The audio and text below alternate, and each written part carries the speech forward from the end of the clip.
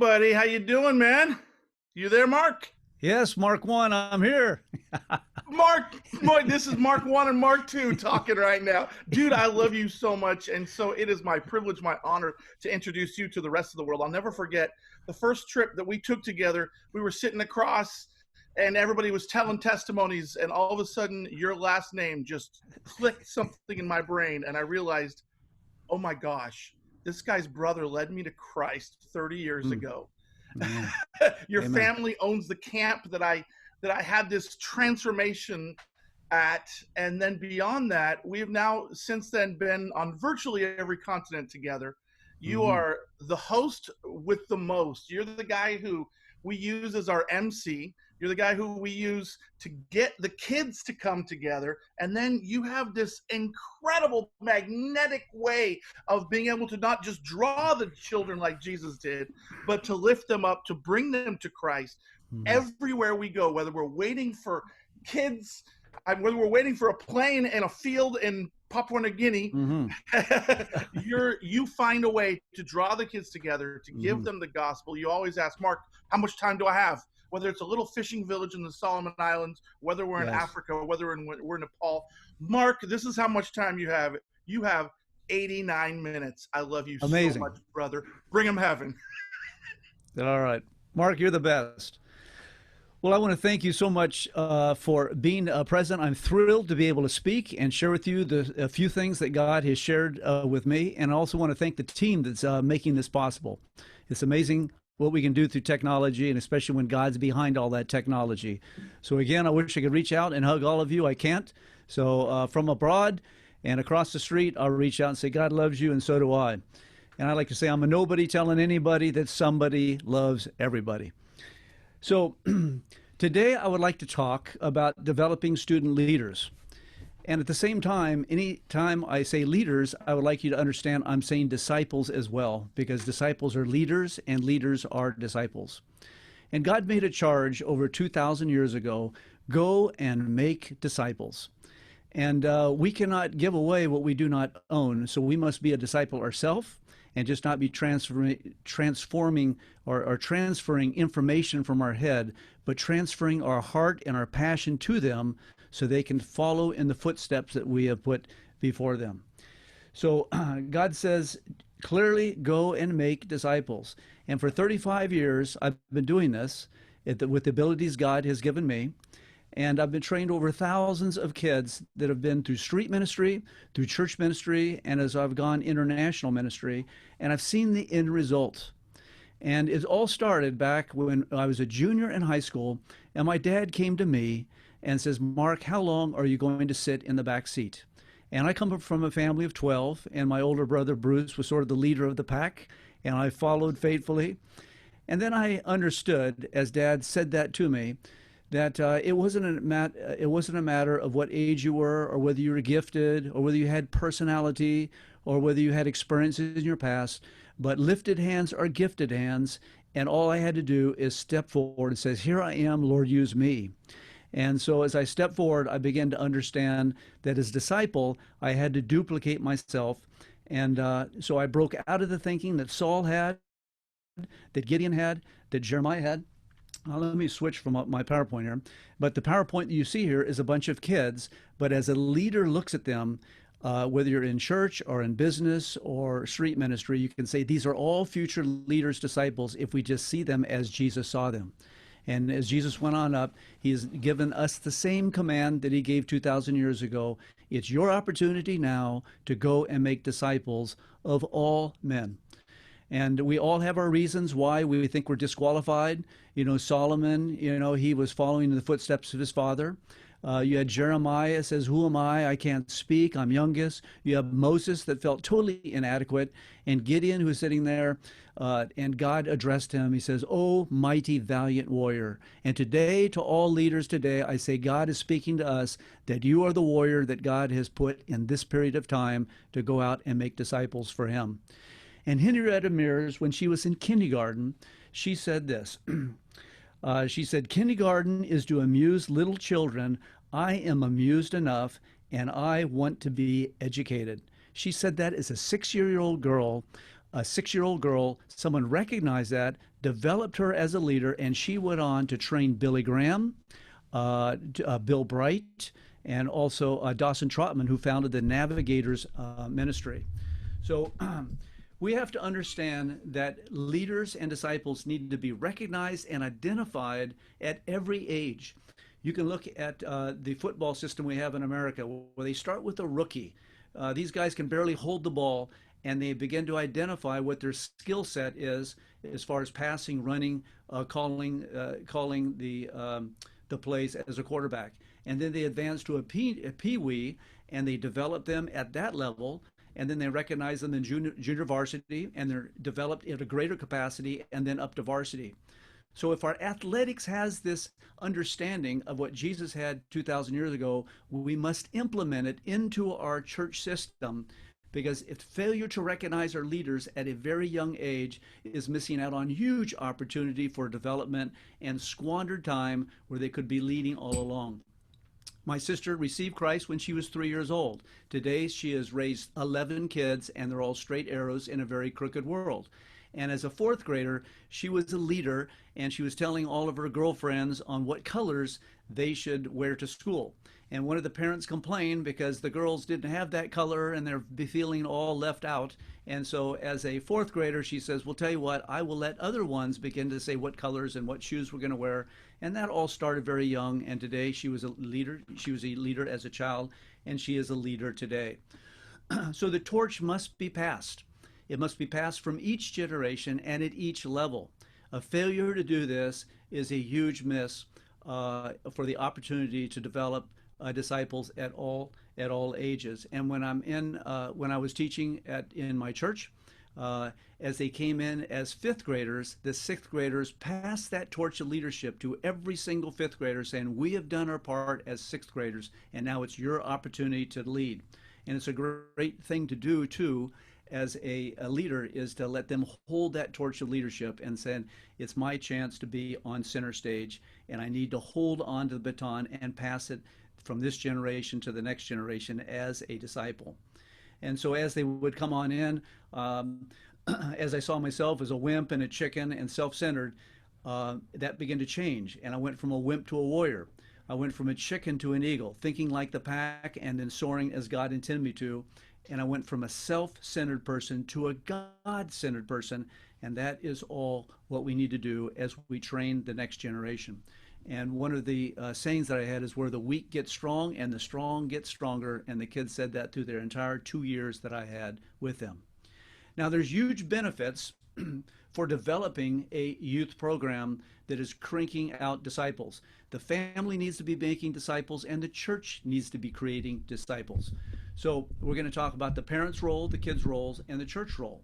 So if the parents are God-centered and understand that the highest priority is that they have a God-centered life, then they're going to be putting their kids in places where they can learn to the maximum ability what it means to be a true disciple.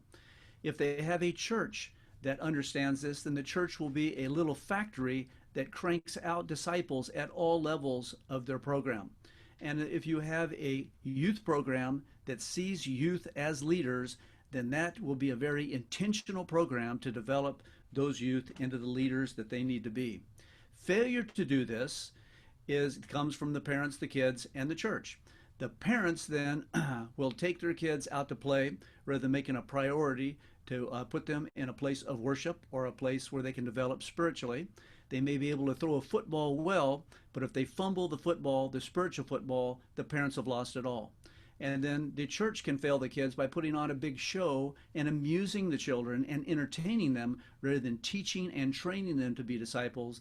And then the children will fail if they come to be entertained and to have fun and be babysitted rather than come and understand that I am here to learn and grow, and there is a huge weight on my shoulders as a Christian to become the disciple that God wants me to be. Now, the essential components, we're going to go through 5 of these. The essential components of developing self-esteem is, number 1, we must put confidence into their life. We must put convictions that do not bend in the face of pressure or time or the culture. We must develop them in the area of character. It's not good character, it's godly character. That's a God-centered life. We must certainly develop their heart of compassion. There's a little saying I would teach my students: if you care, you share. If you don't, you won't. And so a heart of compassion is huge as you look out in the faces of the hurt, the lonely, the seeking, and the lost. And then, of course, there's competence that we'll be getting into on what that means, on developing something that you have great confidence in using to develop your self-esteem, because you can do something well. So first, we're going to go to building confidence. So in Philippians 4:13, the Bible says, I can do all things through Christ who strengthens me. It's not looking in the mirror and says it's all about me. It's understanding that God is in me and he's working through me. And that is going to be the confidence that comes from God and not from ourselves and our natural abilities. So we need to always be, as leaders in a church or in a family or ministry, to be ministries of encouragement. And so I like to have an illustration to where if, in fact, I have a power bar sitting over on the couch. I'll get that power bar there. I picked this up at a garage sale here, yes. And I gave this to my little niece who was 3 years old. So please move forward. And yeah, move forward right here. Okay. And it's for building and developing strength. And I says, Jessie, can you take this and bend it? So she sits there and she tries to bend this, and she can barely break the springs. And then I came behind her and she put her little hands on the bar, and I put my hands behind the bar. I says, okay, let's try it now together. And as she tried so hard, she began to her amazement see that bar totally bent. And here she was developing like 100 pounds of pressure on this power bar. That is a great example of what God promises to do through us if we lean on him and not our own understanding. And God says, I will develop things beyond your capacity and ability because I am in you and working through you. So confidence comes as we understand this principle. And of course, there's a great illustration that an antelope can jump close to 30 feet distance and jump 10 feet high. But the antelope will not jump past this enclosure of a fence only 3 foot because it can't see over the enclosure. And so God has given us a great vision for our youth if we build confidence in them that they can do amazing things beyond their age and beyond their abilities as they look into the face of God and says, God, will you come behind me and help me accomplish what I could never do on my own?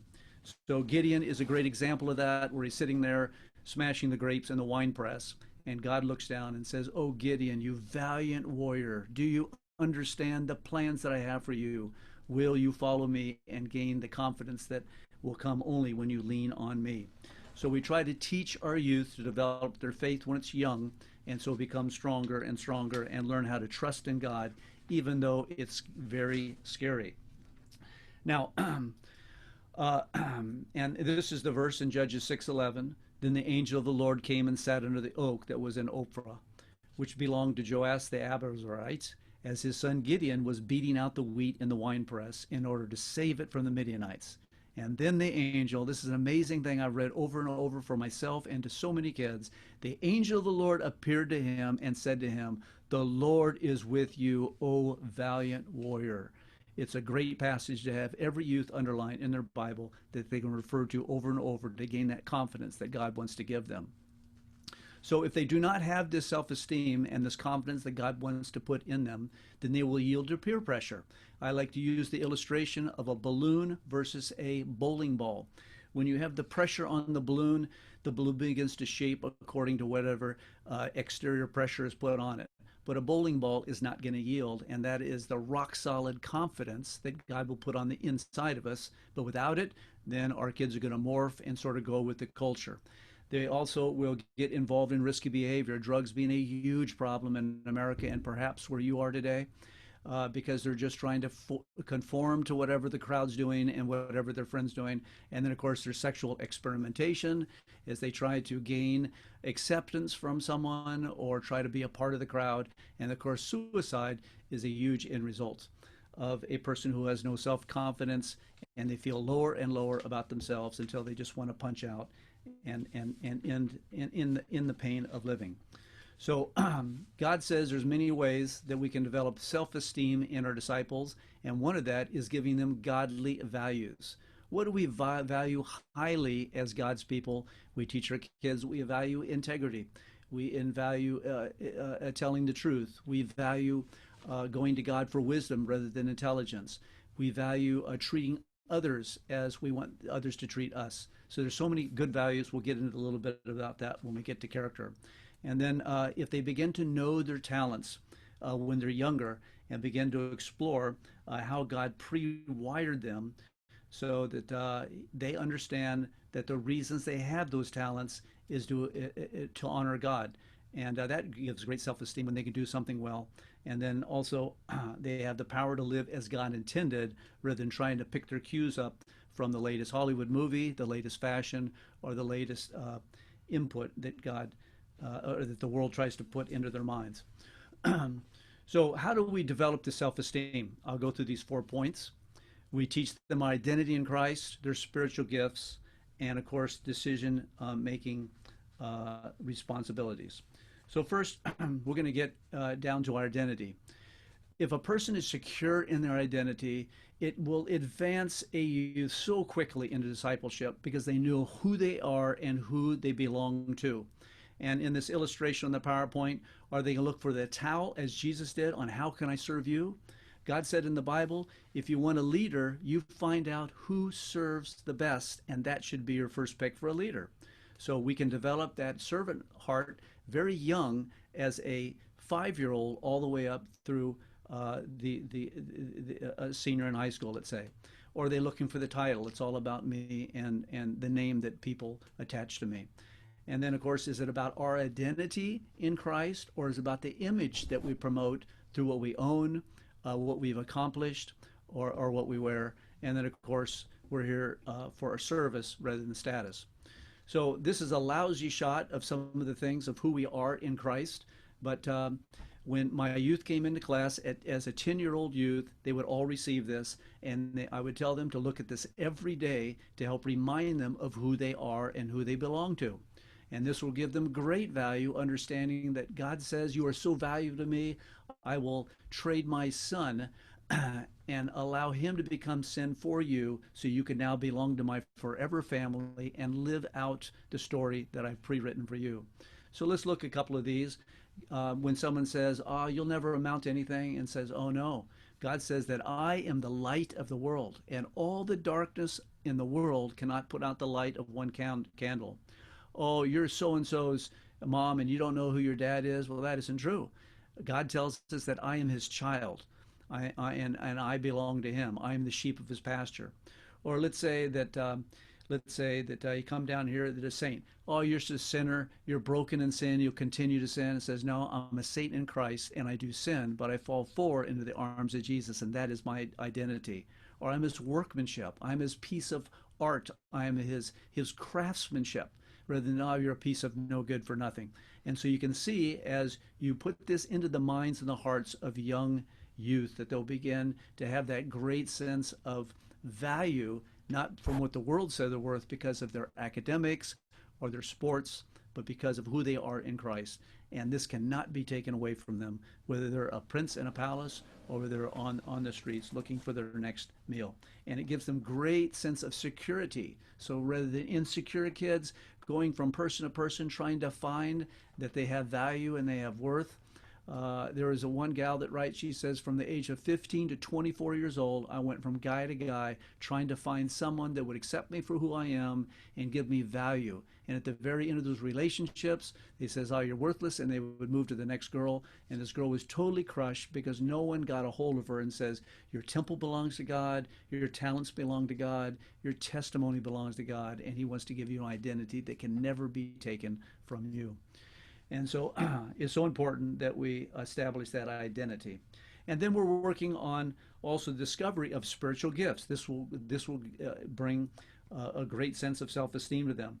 So it was once said by Ray Johnston from Bayside Church that if you discover your spiritual gift when you're young, you can wrap your life around it and give great momentum to your life as you move ahead, understanding your spiritual gift. And so at the age of 10, all my youth would take the test you can't fail. and they would take this test, discover their spiritual gift, and then begin to develop it after they discovered it, and then deployed their gift and begin to use it at a very, very early age. And in John 15:16, it says down here, let me switch reading glasses here. 15:16, it says here, you did not choose me, but I chose you and appointed you so that you might go and bear fruit, fruit that will last. And as they discover their spiritual gifts, these are abilities that God has put inside of them. These are a few of them that you can find on these two passages. I believe there's 4 passages, but they begin to discover their gift. And one of the greatest regrets of my life is I was never given a test like this. I did not take it upon myself to take this test, and so I did not discover a gift of teaching youth until I was in college. My gift of evangelism was discovered because my parents, as they strategically placed us in different places to discover our gift, I saw the brokenness of people on the street, and I discovered my gift of evangelism and then developed it and use it to this day. So it's very important that people discover their spiritual gift so that they won't waste any time. As God says, I do not want you unknowledgeable about your gift. So discover it, and discover it soon. So this will help them understand more of what God wants to do with their life when that spiritual gift is on front center stage, and they begin to hone it and develop and use it. So again, if you think you're an administrator and you aren't into details, all of this is happening today because there are people that are into details. With me, I'd be standing on a street corner talking to the person that walked by. And so God has each one of us in the body of Christ to develop these gifts with one another and to use them for the body of Christ and not for ourselves. So my brother Doug, I think he was 7th born, he sat his son down and said, son, what do you want to do? This wasn't in spiritual gifts, but just helping him discover who he was. And so Kyle said, I'd like to learn how to do a backflip running up a wall. Well, that's an interesting way to discover your abilities, but that was one of the things that he wanted to do as a 13-year-old boy. He says, I want to play guitar, I want to learn how to use the video, and I want to learn how to do karate. And so Doug sat down and they began to have a plan on how he could discover if these were some of the gifts that God could use in his future. And today, Kyle runs a ministry. He wants to use the funds from his video ministry to actually start an orphanage, but he's one of the best in the nation. And he has done work from the government, FBI, all the way down to fresh water wells that he does for free for different ministries. But that was all discovered when he was young, and those talents and the abilities and spiritual gifts all tie together. So next we're going to come to building convictions. Convictions are so important because it's what you believe, and understanding that it will not bend in light of circumstances or peer pressure. And so this can be developed at a very young age, as I'll give an illustration in a moment. And I like to use this as an object lesson, that here's a crowbar and here's a hanger. A hanger will bend all over depending on the pressure applied to it. A crowbar is not going to bend.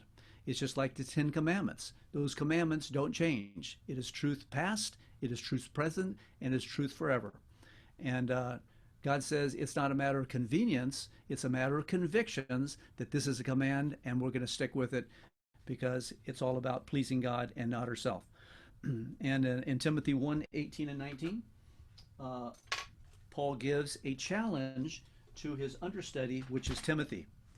And he gives him a very strong challenge. And 1 Timothy 1:18, it says here, my son, I'm giving you this command in keeping with the prophecies once given about you, so that by recalling them, you may fight the battle well. And we're all involved in a spiritual battle. God says, run the race and finish it with endurance. He says, building on the faith of good conscience, which some have rejected, so that they have suffered a shipwreck in regard to the faith. So if we have youth that are strong in their convictions, they will not suffer shipwreck today, as we say so many that are beginning to flame out in their faith because they don't have convictions, or it was something that was convenient. It was a nice shirt they put on, but all of a sudden next week's fashion changes and they take off the shirt and they put on a new faith, or just follow their own ambitions. So God says, I don't want that to happen if you're developing a leader that is going to be disciple. And so, yeah, that's my illustration. So Rachel Scott, Joyce Scott, is an example of what a girl does with her convictions. Unfortunately, she was at a Columbine, and two kids who did not know God. And many people don't know this, but Rachel Scott had shared her faith with these two kids, but they went on a shooting rampage through the college or through the high school. They found her by a desk, and they came up to her and they says, do you believe? And she says, I believe. And they killed her. But she had written in her diary 2 months before, I'm not going to apologize for saying the name of Jesus, and I'm not going to hide the light God put in me. If I have to sacrifice everything, I will. Here is a 16-year-old girl who knew what her convictions were, and they would not bend even in the face of fear. What a beautiful testimony of how God wants to build that rock-solid faith in the life of every one of us, so we not only start our race well, but we end it well. And we are living in a world today that is value-free and morally neutral. But God has given us morals that are not neutral, that have taken a stand and should not bend, and he's given us an opportunity to express that to a world that is desperately seeking for answers and stability in a world that is continually changing. So in our schools, we tell them, we cannot tell you what right and wrong is. You must decide for yourself. Well, God says, I say what is right and wrong, and this is what happens when you drift from God's word, is everyone does what's right in their own eyes, as you can see in the world today, which is exactly what God said would happen as we wind up toward the end, that every man will do what is right in his own eyes. So there is absolute truth. And by the way, I read this the other day, that ethics came from the word stall, and morals comes the word move. And so if you have ethics and morality that is based on God, they aren't going to move regardless of time or pressure or influence from outside sources. And so how do we teach a great sense of convictions? Well, we have to teach kids what they believe and why they believe if we want true disciples. Every disciple must learn how to defend the faith, as God says. It is a defense of the faith, and our faith is under attack today. And so God says, you can stand secure. Though 10,000 be against me, I will not be afraid, because God is on our side, and God plus you makes a majority in your community. So our youth, yes, at a young age, can learn how to defend their faith at the level that their minds can handle it. And I would recommend, too, as teachers and as disciples, that you always teach a little bit ahead of them as they are putting together the dots and they graduate out. Those dots will come together in a very tight way because you haven't taught at the level of where they're at, but a little bit ahead, which will help them to reach and strain for it. And many youth have come back and says, I didn't fully understand everything being taught, but it all came together as I graduated into the next season of life. So apologetics is so important to teach our youth. And there's many simple books that you can put your hands on, or as a disciple, you want to break out some of those areas that they need to have convictions built on. I'll name a few here. They need to understand, let me see, I'd written them down here. Let me see if I can find them in my notes here. Okay, on being unequally yoked. Do you date a Christian or do you date a non-Christian? Is that an option? Is that convenience, or is that a conviction? How about on evolution versus creation? And by the way, if you go to genesisapologetics.com. That is an excellent site with video to help youth at all levels understand their belief when it comes down to creation science.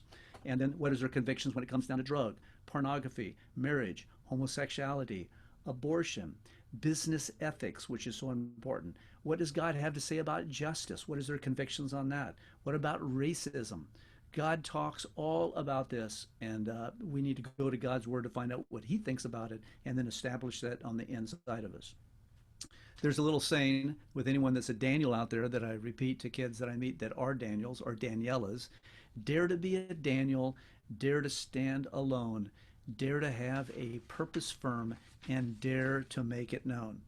Isn't that good? So anyway, as we put convictions into their heart with apologetics, they're going to get much stronger on the inside and have a backbone of steel. And a great question to ask your youth is, where is it written? If they come up with, I think this, and say, where is it written in the Bible? So they understand that their source of truth always comes from God's word and not from some book or professor or some new twist on their faith that they have to look at and analyze. They just need to go to God's word, and they can let everything go through the lens of the Bible in order to understand that what they're hearing and believing is truth. And so, is it true because you believe it, or do you believe it because it's true? They have to think about that for a while, but eventually they begin to say, yeah, let me think about that for a while. So let's see here. Now we're going to get on to building character. So important. And that's godly character. The schools will teach good character, but that doesn't hold up over time. You need to put the fear of God in their hearts and understand that God's character is what's going to take them through a lifetime. And the definition of character is the moral courage that comes with a relationship with Christ. So when my student, as a 12-year-old, is told by the principal they cannot sing Jesus at the Wheel in front of their school, she says, well, this is who I am. I can't separate it from my talent because my talent, it comes from God, and so I need to sing this song. So the principal says you can't sing it, and so then her dad stepped on in because his daughter was so intent on singing the song as a testimony to her school, and eventually the principal backed down and she was able to sing Jesus at the Wheel from her heart, and the whole school stood and gave her a standing ovation because this girl had the character and the tenacity to endure through what she was going through in order to express what was in her heart. So, so godly character is crucial to an authentic testimony and life. So if we say one thing and we do another thing when it comes down to character, then people are going to see through that very quickly and say, nah, I don't think I'm going to buy with what you're saying because your life isn't lining up with your words. And you need to ask yourself a question. If you were to dig a foxhole, would you dig it with a person with a high IQ or a person with character? And I remember going to the city one day before the mayor and the council, and I was asking for some funds for a nonprofit. I had to teach character to kids, and he says, we aren't interested. And then I says, can I say a few more words? And I said to them, is there one of you that would hire the smartest student and the most athletic student to work at your job if he didn't have integrity, if he was stealing out the back door or lying to you? And they all sat there and thought about that. And they all made one decision, and it says, we will go ahead and fund your ministry because we understand that character is more important than IQ. And it should be on the front part of any person trying to make a disciple, is understanding that godly character should be a huge part of anyone's life. And so time-wise, we're getting, here's a list of godly characters. You can find this on my website at Genesis Apologetic, no, at what's the name of my website? nextgenerationarising.com. So as you look through these character traits, they're amazing definition that someone put down. And on another sheet, I have a Bible verse that reflects every one of these godly principles is coming directly from God's word. So again, a child can read this at a school, but if they don't understand the origins of it came from every good gift and every perfect gift comes from the Father above, then they won't tie in God into good character. They need to understand that all creativity, in the beginning God created, it came from God, all right? Discernment comes when you have wisdom with knowledge, which comes from God, all right? Encouragement is God's courage inside of you.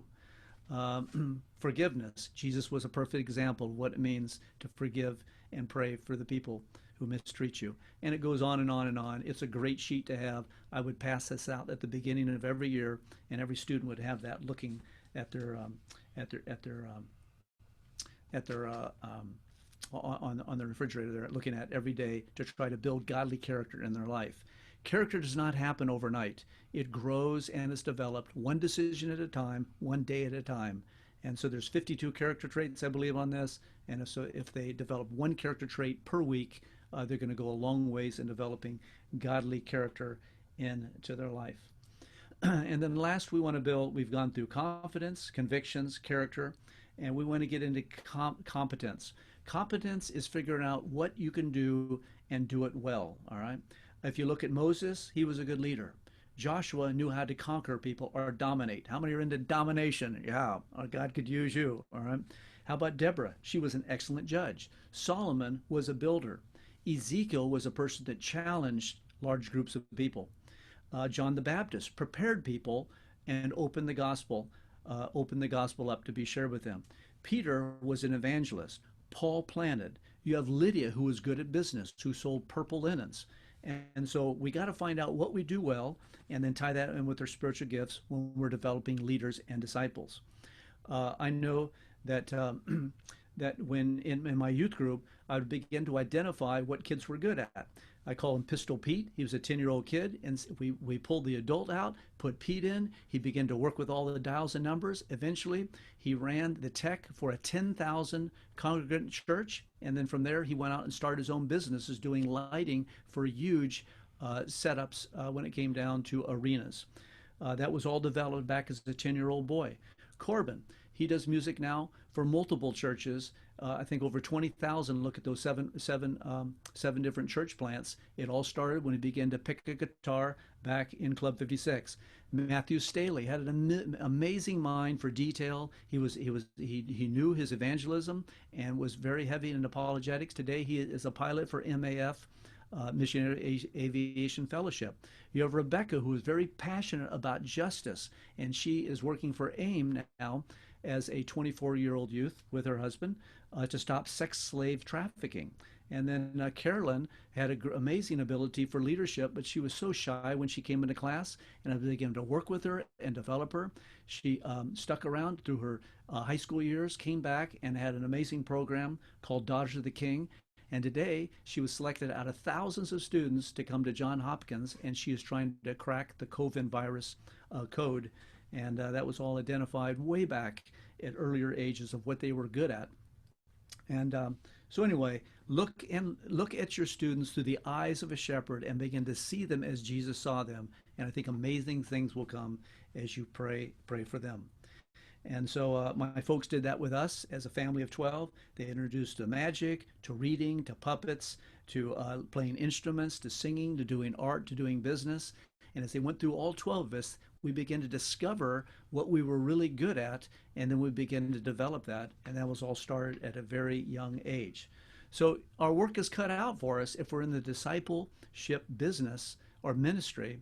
But God says, I will equip you to do this, whether your flock is 10 or whether your flock is 1,000. So, so the final point we need to make, we've worked through confidence, convictions, character, competence, and now we get to compassion. Our kids must have a heart of compassion. Their heart must break when God's heart breaks. And if it does, then we will be creating a true disciple. They need to recognize the loss, the hurting, the lonely, the confused, the hopeless, the despairing, the friendless, the comfort. And I would take my kids often and sit them down. I says, just watch people. And what can you pick up from their faces and from what you hear from them? And they begin to see the brokenness of people just by watching them, not judging them, but just observing them as Jesus did when he went to the temple and he sat. And it says that he watched the people. We need to have the same eyes of Jesus did. And also, if they have a heart of compassion, it's just not about our words, but it's about our deeds. And I like to say, by the way, this is some of my kids. They're at a youth ministry, putting on a heart for the feeble and the weak, those that are in rest homes. And so I'm getting ahead of myself. So anyways, it's teaching them that their word must connect with their deeds. And so let me see here. Yeah, here we go here. So, okay, yeah, all right. So anyways, a heart of compassion. So I'd like to say either you're a CIA, which is a Christian in action, or you're a MIA, which is you're missing in action. And then after they would go and do the ministry, they would then share with the class what they did and encourage their friends to come. And so to develop a heart of compassion, I would I would have them do canned food drives. They would go Christmas caroling and pass out a tract because those people were lost that were standing at the door. I would have them sponsor kids overseas and raise money and buy animals for kids that didn't have animals so they could start their own ministry. I brought in a man with no legs, so they had a heart of compassion for people without legs and without limbs. And we had a handicap day. I taught them how to go witnessing and care about people and where their eternity was. And so it was a great opportunity to develop that heart that was inside of them. So, anyways, developing competence is huge and compassion. And I think I'm going to about wrap it up. And I'm going backwards now. Here we go. All right, there we go. So anyway, to develop leaders or disciples, number one, bold goals and challenges. So what is a challenge you can put before them? We had one girl that raised over $2,000 as she came to her friends and her classmates trying to raise money for a country over in Africa. I think it was freshwater wells. And then it needs to be progressive. So you take them from working with moving furniture and passing out flyers to then developing them on stage and understand to stay behind the cross. It's all about God and not them. And then you take them on into people programs where they're helping you develop a program. And so anyways, our job is then to aim them, to motivate them, and then to release them in developing disciples and leaders. So I want to thank you for your time. I think we have time for questions here. And by the way, if you want that website on where you can go to get that resource for the godly character traits, just go to Next Generation Arising. And I love this picture. It was in India, and this was a ghetto.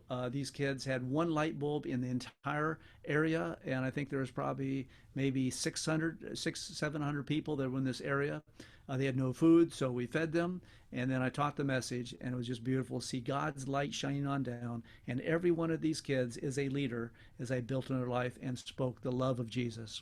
So I'm just thankful I had a chance to share with you, and I think now we break into questions and answers. Is that right, Justin? Yep. Okay. Well, Connor pulls those up. I have a question. Like, Yes. what's one of your biggest highlights when doing youth ministry around the world? Highlights around the world. Well, in the short time I have in developing youth, it's very difficult. Sometimes I do all-day seminars. I'm spending a lot of time with adults because I like to teach them because they then can build into the kids within their neighborhood. But the greatest highlight is to see the eagerness and the willingness to learn. They're so hungry to say, how do we live out this passage where God says, go and make disciples? And so I don't see the end result in heaven. I'll see that. I am just a small thumbprint, as so many people put their thumbprint on the hands of these children, but it'd be very exciting to see the disciples that are created from older people that understand the importance of creating disciples. So it's a great joy just to see their hunger and thirst for knowledge from God's book. Wow, that's awesome, man. Connor, if there's any questions, let's go through them. Yeah, so the first one, Mark, for you. Marcio's asking, how is the best procedure to identify our spiritual gifts? Do you have any specific spiritual gift tests or other ways to do that? I think if you Google on internet, you'll find multiple tests, and I would say at a younger age, because you don't want to waste time. Just go with a test that will identify some of the key spiritual gifts. Stay away from prophecy and healings and apostleship, starting churches. Kids aren't there yet. So again, you teach them at the level they're at. So I would start with the 8 basic. Like, do they have the gift of helps? Do they have the gift of mercy? Do they have the gift of evangelism? Is there the gift of leadership, of giving? So those small 8 would launch kids, and then they can discover at another level the 20, I think, 2 spiritual gifts that God gives out a whole to his body of Christ. Awesome. And then Alder's asking, what were the most difficult moments during your ministries? Difficult moments. It's been a joyride for me. 35 years. I started in my neighborhood just with a very small group of boys. One of them turned into be an NFL player. I've forgotten his name, but he played basketball for I believe the Lakers. But then I taught in a religious release time, which is going into the public school and teaching about the Lord. And then from there, went on into street ministry. It was such a blast to see kids running after school to come to this old place that I had fixed and put together for youth ministry, and saw them so hungry to learn and grow, and wanting to not go the path of their older siblings or the path of their friends, as they saw what happened as the end result.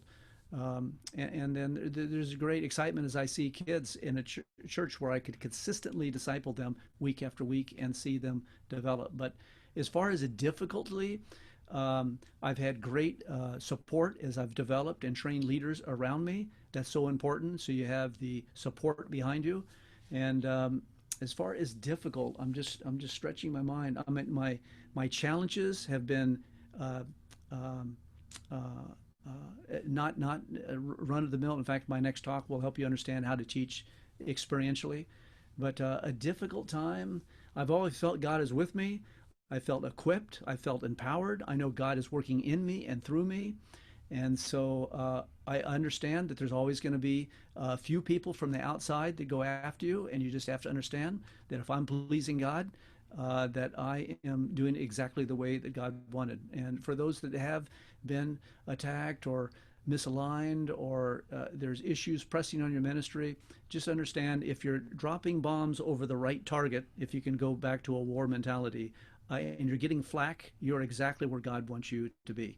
And God says, you will be persecuted, you will have troubles, but fear not, for I have overcome the world. So I think when difficult times do come, make sure you surround yourself with God's good people. Be encouraged. Keep your fuel tanks filled, and obviously advance in prayer. They say that the soldier that is on his knees never retreats. So make sure you got serious prayer cover, not only for yourself, but others praying for you. Awesome. Thank you for that. Since you had mentioned it, just tell us a quick bit about the next Masterclass. What is that class on? That is teaching experientially. They say that if you teach with just verbal communication, that you have about a 15% retention. And God says, redeem the time, for the days are short. So if I am teaching, I want to make sure that my time is being maximized, because kids are not only hearing it, they're seeing it, and then they're experiencing it. And so it's how Jesus taught, and it's how he expects us to teach too, if you want to have maximum impact on your audience. So I'll be using a few objects to teach you how I use those objects, and then there is, of course, on my website, a book you can go to for 108 of these object lessons. But there's a lot that I want to teach when it comes down to unpacking it, and how to make a lesson something that will stick with youth for a lifetime, actually, and just not be something that they've forgotten as they leave your classroom and go to the next main event. Awesome. So and so everyone knows. Please slow down for translation. I am sorry you tell me this 45 minutes. Okay, I will slow down. I am so sorry, translators. I hope you're not frustrated with me. Jeff is asking, do you go on every tour leg? And what are the favorite places you've toured to? Where he leads, I follow. And so I like saying that I am a heat-seeking missile for Jesus. So when a call comes in, I say, the answer is yes. What's the question? God has prepared me for each phase of my life. And so when calls come in, I'm very quick to respond, and then go and then see what God has in store for me. And so sometimes it's going across the street, and sometimes it's going overseas. Sometimes the Holy Spirit prompts me to spend time with a certain group, or to set up an outreach, or to be at a fair. But anyway, I want to be willing, and I want the first thing that comes to my mind, here I am, Lord, send me. So I have had the privilege of traveling with the CHRISTAFARI band, and all the wonderful members that are there. Have learned so much from them, have been encouraged with them, and stood beside them. So where have I been with the CHRISTAFARI band? Justin, you got a better memory than I, but so we've worked together in Haiti, Kenya, Belize, Costa Rica, Nepal, and did you do Peru last year? Yes. Yeah, so Peru, I did forget No, about. I've been to Peru, but I wasn't with your team, but I did some great evangelism when I was Okay. in Peru. Yes. So we did a lot of those together. I think I got, and that was partnering with the Next Generation Alliance.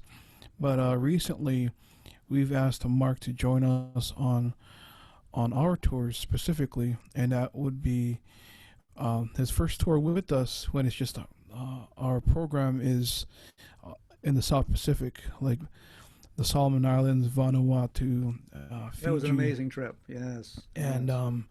the next trip was in Asia, which is Thailand, Laos, and Vietnam, and that kind of goes into my next question. So, we've traveled together with the NGA, but our last two trips was a CHRISTAFARI tour.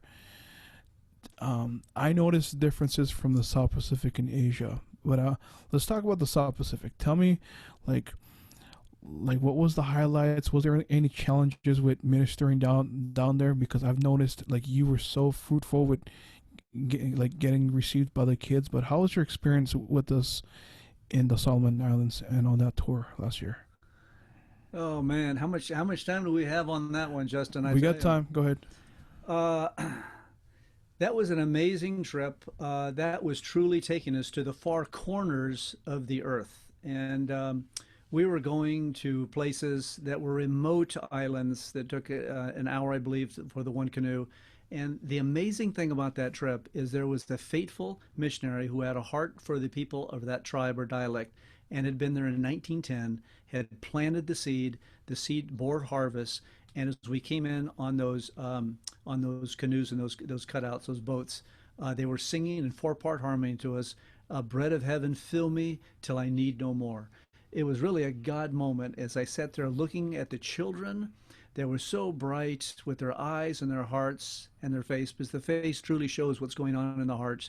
And you looked into their faces, you saw the adults that are standing with the children, as any society that is healthy should be, where the generations are working together and not against each other. And so that was an amazing visual for me. And then to get in to be able to teach them with the dolphins behind and the sun glistening Hmm. off the waters, and seeing the Christafari band minister to the people as I sat with the children. So that was an amazing a memory I'll never forget. And it didn't stop there. There was so many visuals. I remember sitting with Mark One in the hotel in the pool that they had there, and we're looking at a live volcano with the sun setting. And Mark turned to me. He says, "Mark, could you ever imagine that this is where God would call you?" And frankly, not. It was just very surreal. But I'll tell you this, young people, that life is just exciting going across the street and ministering to my neighbors who do not know the Lord in suburbia Roseville, as it is. And by the way, if you're listening from Roseville, God loves you, and I'm going to chase you like a hound from heaven because I love you so much. But whether you're going to exotic, far-reaching places or hard places to be, I know Christopher Band goes wherever the Lord leads. So there's been hard places that test your strength, your ability, your stamina, your health, and there's been very fun places. But our job is just to go and show up, and I like to say 90% is just showing up. So if you're faithful with little, you're faithful with much. And so I hope that you're all doing your best to reach across the aisle and across the street, and then see where God takes you. But the world is becoming a very small place thanks to technology. That's amazing. I'll hand it back to Connor for more questions. Yeah, Mark, so Alora's asking, I have never taught or studied apologetics. Where would be a good place to start to learn and teach this? Okay, Dolores. Well, I would start by reading simple books that you can put your hands on or go online. More Than a Carpenter by Josh McDowell is a very basic book that you can put your hands on. I would also go to this amazing website. It's called thebibleproject.com. And these guys, millennials, have put together very simple animation that begins to break the Bible apart and begin to help put in place the basic foundations of what we believe. Um, I wish I had it with me, but I had a 12-year-old boy, Jesse was his name, back probably 15 years ago, write out probably 50 questions that he wanted answered as a 12-year-old boy. He had an amazing mind. And do not underestimate how early kids are seeking truth. And if we do not teach them what they need to know when it comes to apologetics, they're going to go to a professor, or they're going to let the world teach them, and that's going to be a mess if the professor is not a Christian. So it's the basic questions. Why? And I find as an evangelist, is there 7 basic questions that are asked that you need to be able to get an answer to. And I know you're more interested in the resource than what those 7 are, but it's why did God allow evil to come to the world, and what about the heathen, and what about the unborn, and when does a child come to an age of where he's responsible for what he believes, and was God truly born as a virgin? I believe that's being attacked now, and some churches are even falling away from the faith because they don't stay with what God teaches. But let me see. Let me see. Faith that demands a verdict. Another Josh McDowell book is a good one. But I think if you just look on the website, there's many books, and also you don't have to read the book. You can just go to Apologetics website and listen to great communicators that are evangelists that cover the questions that kids will ask. But I've had questions like, are there animals in heaven? And or is my pet going to be in heaven? And why did God create Satan? And did Joan of Arc really see a vision from God, or did she just have a bad burrito? Does God do miracles today? If not, then why don't I see them happening in the town that I'm at? And why didn't God send himself? Why did he send his son? These are great questions. And how do we know when the end will come? And so some of them are historical. I believe in the Hindu language that someone threw something in, a mountain was moved, and Jesus said that if your faith is great, you'll be able to move mountains as well. Are all religions the same? So just begin to study and know your faith. And it's not about having all the answers. Sometimes you can say, I don't know the answer to that question. Let me do some research and come back. And thanks to Amazon and Google and Christian sites, you can find answers. But it comes on down. Yes, people want answers to the questions. It comes down, once they have all their answers, questions answered, do they have Jesus in their heart? Have they been born again? And are they living out their faith in a practical way? So sometimes you can run on rabbit trails all over answering questions that will jump here and there, but you try to pull them back to the point, are you a Christian? Do you want to walk by faith and put your faith in Jesus Christ, who loves you and gave his life for you? Awesome. Michelle is asking, if you only have a couple hours to minister to kids or teenagers, what would you teach about first? I'd say God's love. Everyone is seeking to know that they are loved and loved unconditionally. And people can know all about the facts. And they say, what's the little saying? People don't care how much you know until they know how much you care. And so we have to teach them that God loves them, and that's used unconditionally. And then what love looks like in God's economy, in the world that God's created. What love looks like when we reach across to a neighbor and help the homeless and feed those that have no food, and buy a chicken for someone who needs to start a business, and go to a leper colony where people don't want to go in order to share the gospel. So I would say it starts with love, and then it would go on to forgiveness. Satan wants to make a monument of our sin and then chain us to it. And so many people are guilt-ridden and pulling their past behind them like an anchor on a ship, because they have not understood that when God forgives, he forgets, and he gives us a new heart and a brand new start. God says, if there is any man in Christ, he is a new creature. Old things are passed away, and everything has become new. How you see yourself, how you see your enemies, how you see God, how you see your brother or sister, how you see a parent that has let you down. So I would say love, forgiveness, and then I would certainly zero in on God has given you a purpose. He says God has given us a plan to live out, a blueprint. We are not a blank slate when we're born. God has pre-wired us with abilities, with our place in history, with our age, with our appearance, with our intelligent level, with our place of, with our time of death. All of these things have been pre-described, and our job is to figure out what God's plan is for our life, and then to follow it with all of our heart, all of our soul, and all of our mind. And we have a generation today, and perhaps yesterday, that do not know their purpose, and they're wandering and they're seeking. And God says, you are wandering in the desert when I have green pastures that I want you to lay down and be still and know that I'm God.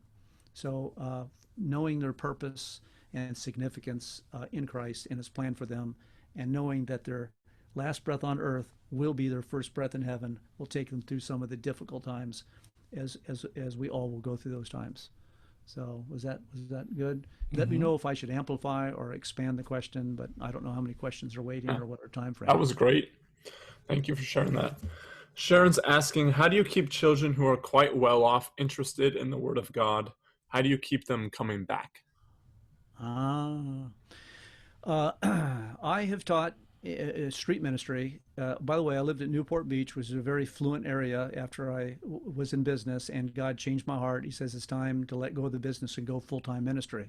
So I moved from Newport into the ghetto, into a very difficult gang-banging area for 10 years. And then God put me up in a very affluent area in Roseville at Bayside Church. And wherever I go, the needs of kids are the same. It's just they're more distracted with the sports, with the cars, with the money, and with the places they travel versus the kids that are in the street that have nothing to do but come on over to the old Corona Country Club and see what Mark's got cooking up. But I have found in both places that kids have said this is the most exciting day of our week, because of if God's word, and I'll try to present this in my last lesson on how to teach experientially, if you teach in a way that Jesus taught, God attracted amazing crowds, and whether you're dealing with a crowd of 5 or 5,000, it's not about the numbers, it's about teaching truth wherever God takes you, but he will multiply the harvest. And so our job is to teach it in a way that is relevant to their life. If you're just telling Bible stories, they say, that doesn't tell me how to get along with my parents who just split up, or how to deal with the peer pressure of kids that keep bringing drugs into the bathroom, or teaching me there's alternate lifestyles. So we have to make the scripture relevant and come alive for them. And so as you sit down before God, says, God, how do I teach this lesson in a way that kids will remember it, and it will not only educate them, but it will transform their life. And so if you stick around for the next hour, I will share with you some of the principles that I've used teaching over 35 years to teach a lesson that they never forget. Most every lesson that I teach is experiential. And so kids not only hear it, they see it, but they also experience it. But kids are hungry for the truth. They have shallow relationships. They're bombarded with technology. They are hearing today that it's all about achievement. They're overwhelmed. They're going through cultural changes. So kids, whether they have a lot of money in their pocket or not, are all seeking to have purpose in their life, to find direction, to find hope for tomorrow. A lot of kids are losing their hope. That's why we have a very high suicide rate with this generation today, because they've lost hope. So, and then also to just be a relationship that is there for them. I've had the great opportunity to stick around for many years in both ministries that I've had, and continue to minister to kids even though they've graduated out of my age bracket, to show that you care. They say a good shepherd never leaves his sheep. And so the relationship that you have with your kids will get them coming on back, the experiences that you expose them to, and then also the truth that is given. God says when you teach truth, it's going to hit home if it's taught with love and truth. You got to have both those, love and truth, together. Sometimes truth hurts. So anyways, I had no problem attracting kids with the ministry style God's given me that I want to pass on. I remember one parent that came to me, says, my son said he doesn't want to go to Hawaii on our vacation because he doesn't want to miss the class for next weekend. I have no idea what that lesson was. I've forgotten a long time ago, but I just had to smile to myself and says, that's pretty good when God's word is so drawing that they want to spend time with God rather than go overseas and sit on the beach and get a tan. That's amazing. Elvis is asking, is there an international certification or credential that supports you as a missionary? And how can I get it? I'm from the International Christian Missionary Center, El Olivar. Okay. Uh, I I have a pastor's license, and I have a business degree. I never tell people I'm a pastor, and I never tell them I've been in business because all those titles make no difference to me. And I introduce myself as I'm a nobody telling anybody that somebody loves everybody. So my credentials do not give me an audience. The love of God flowing through me is what gives me my audience. Now, people may say, well, do you have a degree in your background? And maybe that gives a little bit more weight to who you are and developed. But I tell you that Chuck Swindoll said this, who's a wonderful pastor that I sat under his teaching back when I was in high school. He says, if you come to church on a regular basis with me, he says, you will have sat through 4 years of theology class. And it was so true. The principles that he passed from the pulpit is what you could have gained going into a college, and so, or into a theology class. So if anyone wants to dismiss you because you're a fisherman, because you're a tax collector, because you're a zealot, then maybe that's not where God wants you to speak. And just say, I come to you in the name of Jesus, and that should open the pathway for you. So I wouldn't worry about credentials. You can go to schools where you can educate yourself, and if you need to go to a theological seminary or to pastor's classes or seminars, I'd always be learning. I'm a lifetime learner, so I'm continuing to learn, but I wouldn't worry about the plaque that's sitting on your wall because, frankly, in God's economy, you just need to say, here I am, Lord, send me. And you go in faith and you go in truth, and God will give you that audience. Albert's asking, what authors or books can you recommend for training? Oh, my goodness. I have thousands of books in my library, and I usually pick them up for $1.99, or they're given to me from secondhand books and Christian books that have been pre-read. But I could not even begin. But I pick up a book, and by the way, of the thousands of books that I read, probably 2%. I started young, reading Hardy Boy books and getting into biographies. But as my time went, every book I read, I'm a lifetime learner, and I want to grow from other people that have gone before me and the truth they have to give to me. So I would just, I couldn't even start because there's so many on my head. But obviously, the Book of Books by the King of Kings is where you start. And then from there, if it looks interesting to you, like where the culture is today and what we need to know about millennials, which I know very little about, so I had to educate myself, how to share your faith. They say they either run to you or run from you, how to reach children, how to do ministry. So there's many seminars you can go on and sites, and just ask people if you could borrow the book once they're through reading it, and they'll save you a whole lot of money. And you have a book on your website, right? Yeah, but it's a very simple book. It's called let me see, how to teach deep truth, how to teach simple truth in a deep way. I think 108 object lessons. So that's on nextgenerationarising.com, and it's free. My motto is always free, always fun. So anyways, that would be helpful for you to understand how you can take a simple object and teach truth. Yeah. George is asking, are you connected with any specific denomination? Usually people want to, and kids always ask this, and they say, are you Catholic? Are you Christian? Are you Presbyterian? Are you Lutheran? I says, when you get to heaven, God's not going to ask you your denomination. He's going to ask you, did you live your life for me? And did you put me number one? Did you live for me with all your heart, all your soul, all your mind? So I like to say I'm non-denominational. The church I was at, which is Bayside, is a covenant denomination. And we had this little saying that if you're in the covenant denomination, the two questions you always ask a person when you run into on the street that's a Christian is, where is it written? And how goes your walk? Are you walk with the Lord? Have you been faithful to him? And tell me, where is it written so I can see for myself in God's word what you're trying to teach me. So, but I basically say a non-denominational, or the fun one, I'm a nobody telling anybody that somebody loves everybody. So I was raised in the Evangelical Free Church with Chuck Swindoll in Fullerton for 15 years, and was a covenant denomination with Bayside Church. buddy. It's Mark. How you doing, dude? Mark one, good to see your smiling face on the other side of the video screen here. All right, let's take it off screen share for a second, guys. And there's a great question here. Do you have follow-up plan or program for the missions you go to with CHRISTAFARI?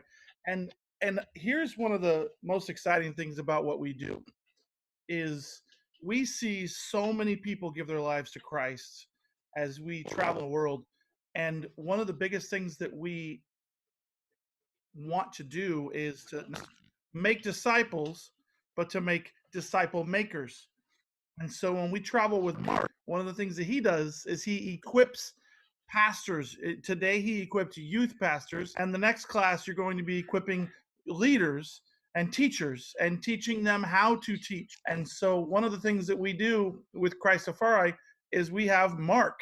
And Mark, you don't teach youth. One of my favorite things is when you teach 50 or so pastors right there in our hotel lawn or something like that.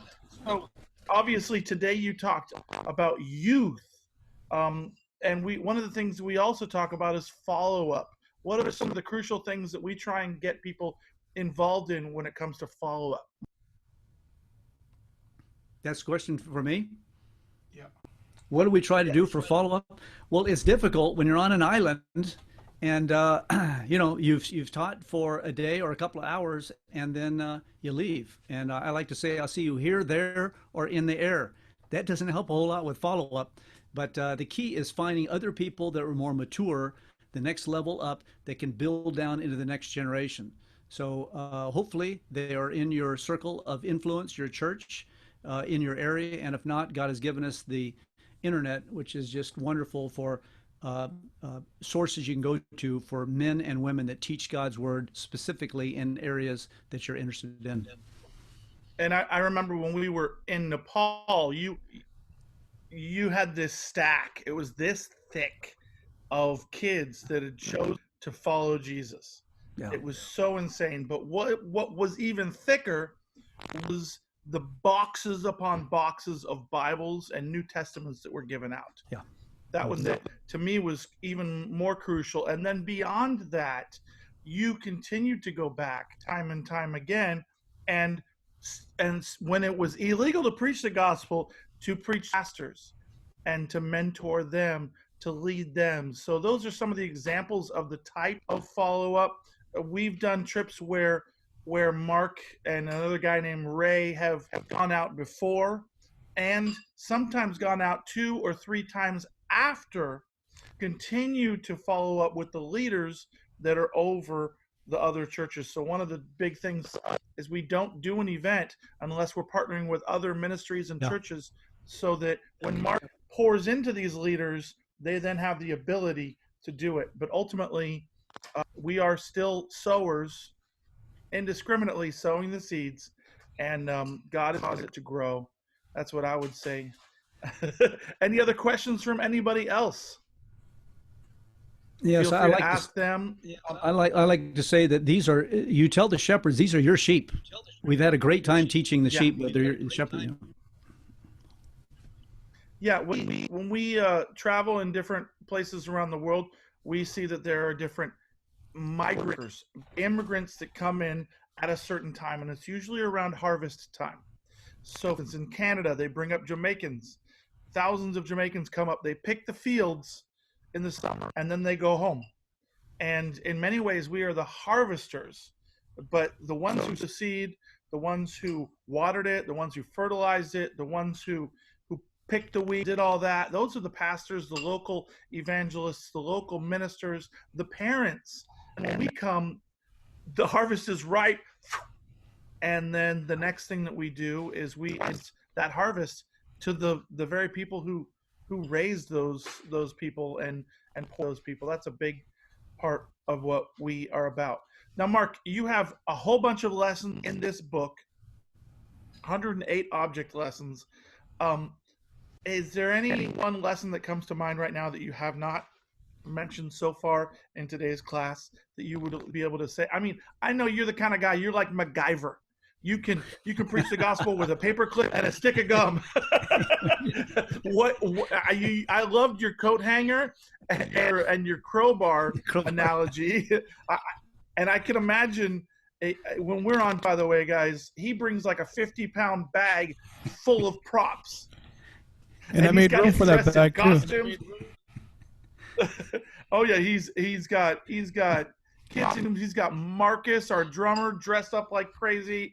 He's got Ziza dressed up like an angel flying or doing different things. So, and it's one of my daughter's favorite parts. But tell her some of those simple analogies that somebody can find something in their house and teach with. Well, actually, this hour I taught about developing student leaders and disciples, and this next hour I'm going on in to teaching experientially with all of the object lessons. But I will say, Mark, one that coming in through your front door here, I saw your wonderful mother Margaret, and she's a painter, and so I began to explain to her how God is the creator and this is the creation, and sometimes we hug the tree rather than thanking the creator, and how God has the paints and started how he's framed our life. And so she says, stop, I just want to record this. And so we're actually going to spend time with your mom afterwards to help her understand how she can take her painting and the easel and the blank slate and then teach that as a teaching tool for sharing her faith. So I'm jazzed. That is so awesome. But yeah, next hour I'll be teaching all the lessons. That is great. Okay, so then I want to encourage you guys. We're going to take just a moment, but the next hour, it's going to start in about 45 minutes.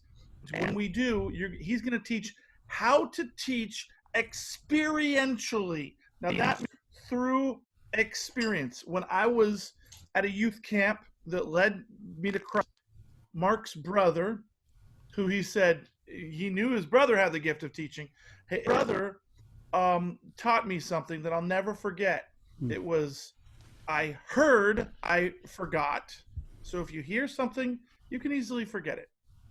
I saw, remembered, you see something, chances are you'll remember. I did, I understood. And so hopefully in this next hour, he's going to teach you how to do and understand. But ultimately, it isn't supposed to stop at you. That application is supposed to start with you, and it's supposed to be poured out into the very people that you are preaching to. When they do, they will understand. I can imagine Jesus walking with his disciples, talking about, I doubt he had a book that he was reading from. I doubt he had a whole arsenal of props. I can imagine him, faith, reaching over, grabbing a little flower, a yellow flower, and saying, yeah, I see this, the smallest seed in all of Jerusalem. If you have a faith this size, and then he looks at a mountain, you can move that. I imagine Jesus doing that. He talked about being fishers of men, around fishermen, at the water. And so Mark will teach you in the next session how to do those very things. He will show you ways and analogy upon analogy, story upon story. Thanks so much, Mark. Looking forward to it. Any other questions anybody has? And I love about you, I love your servant's heart. I love that you are always saying, hey, wherever I can add value, and you just want to bring them to the kingdom, and that's the ultimate goal. Yeah. You're now a full-time missionary, traveling wherever God has you go. You reporting for duty. Youth pastor. How many years? 30 years? How many years were you? 35 years. 35 years in youth ministry. That makes me 120 now. Yeah, exactly. I do want to encourage you on the next class to talk about the flying octopus. I'll come up with an analogy for that. Yeah. The things that you had to do and the ways you taught them, the craziest ones of all. I just love that. Anyways, thanks so much for participating. No other questions, right, guys? No, so no other questions. Thanks so much, everyone. But I just want to thank everyone again for joining us, and a special thank you for our translators for keeping up. You guys are the best, and we will slow down next session. And per Mark's instructions, I usually have my notes on how to do my ending pitch, and I want to encourage you to jump on our website and hit donate and click on the most needed fund. And I was talking with Mark earlier just to get his information. He said, "No, this goes to you guys." I'm like, "All right." Yeah. So that was my orders. So hit up our donate page and click on most needed if you're blessed by this. And to get part 2 of today's lesson, we are gonna sign back on at 5 p.m. So give us a few moments to get a quick break, and we will be back at 5. So thank you so much for tuning in, everyone. God bless.